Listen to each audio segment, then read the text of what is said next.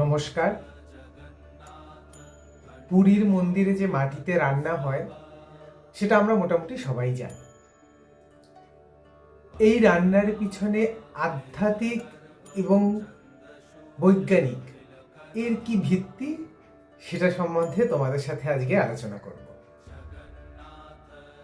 বলা হয় যে পুরীর মন্দিরের রান্নার তদারকি করেন স্বয়ং মা লক্ষ্মী। আমরা সবাই জানি যে পুরীর মন্দিরে মাটির হাঁড়িতে রান্না হয়। পরপর 7টি মাটির হাঁড়ি পরপর লম্বাভাবে সাজানো হয়, একটার উপর আর একটা করে, এবং নিচ থেকে আগুন দেয়া হয়।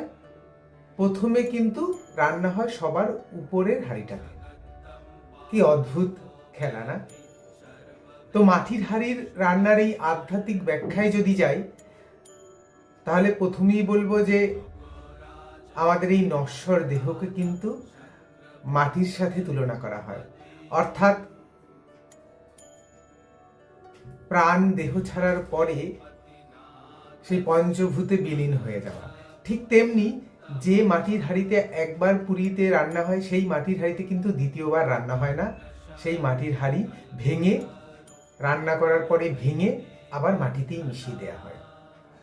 এবার যদি আসি বৈজ্ঞানিক ব্যাখ্যায়, এই মাটির হাঁড়ির রান্নার বৈজ্ঞানিক ব্যাখ্যা কি? আসলে এই যে পরপর 7টি মাটির হাঁড়ি চাপিয়ে রান্না করা হয়, মাটির হাঁড়িতে অসংখ্য পোর্স বা ছোট ছোট ছিদ্র থাকে।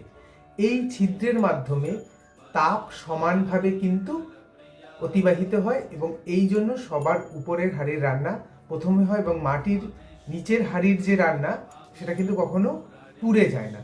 কোনো ধাতব বা অ্যালুমিনিয়ামের পাত্র হলে কি হবে, প্রথম যে নিচে হাঁড়িতে দেওয়া থাকবে সেই হাঁড়ির খাবার কিন্তু পুড়ে যাবে, আর তাপ সুষমভাবে বন্টন হবে না। সেজন্য রান্নাও কিন্তু সব হাঁড়ির রান্না সম্পন্ন হবে না যদি ধাতব কোনো পাত্র হয়। আবার এই মাটির হাঁড়িতে রান্নার ফলে রান্নার যে অ্যাসিডিটি ভাবটা সেটা কিন্তু কম হবে। এই জন্য মহাপ্রসাদ যদি আমরা কেউ গ্রহণ করি, সেই প্রসাদ গ্রহণ করলে কিন্তু কারোর শরীর খারাপ হয় না।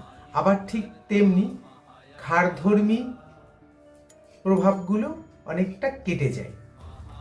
এর ফলে কি হয়, খাবারটা কিন্তু অনেকক্ষণ তাজা থাকে। মাটির হাঁড়িতে রান্নার আরেকটা বড় গুণ হলো খাবারের যে খনিজ পদার্থগুলো, অর্থাৎ ম্যাগনেসিয়াম, লৌহ খনিজ যেগুলো রয়েছে সেগুলো কিন্তু বিদ্যমান থাকে, যেটা ধাতব পাত্রে করলে কখনোই থাকবে না।